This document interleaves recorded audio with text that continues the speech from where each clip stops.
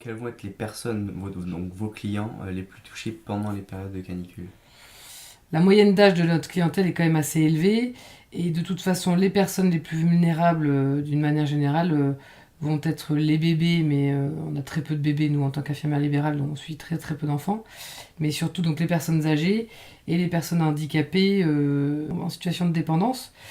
Donc toute personne en fait qui ne va pas nécessairement ressentir le besoin de boire ou des personnes handicapées qui du coup sont dépendantes d'autres personnes pour s'hydrater tout simplement.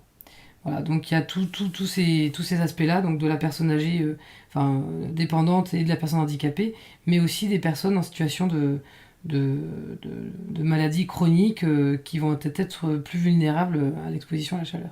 D'accord. Question plus globale, quelles vont être les conséquences de la canicule sur la santé d'un humain?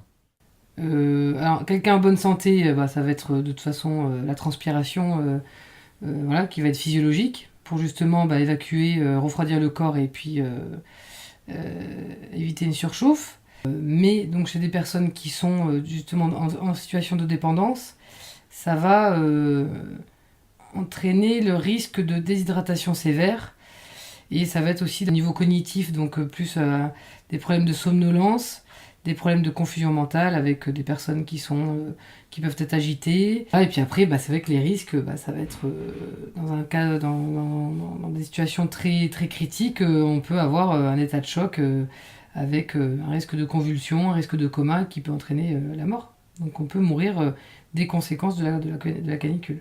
D'accord. Les impacts de l'alcool et de drogue, est-ce que ça va réagir avec plus d'intensité sur la personne qui s'en procure Alors, en période de de toute canicule? façon, en période de canicule, l'alcool et la drogue sont à proscrire.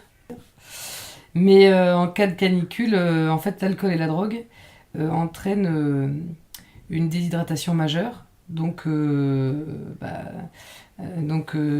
C'est sûr que si on consomme de l'alcool et de la drogue en situation de chaleur, ça peut, euh, ça peut donc favoriser l'hyperthermie et puis empêcher le corps de se refroidir.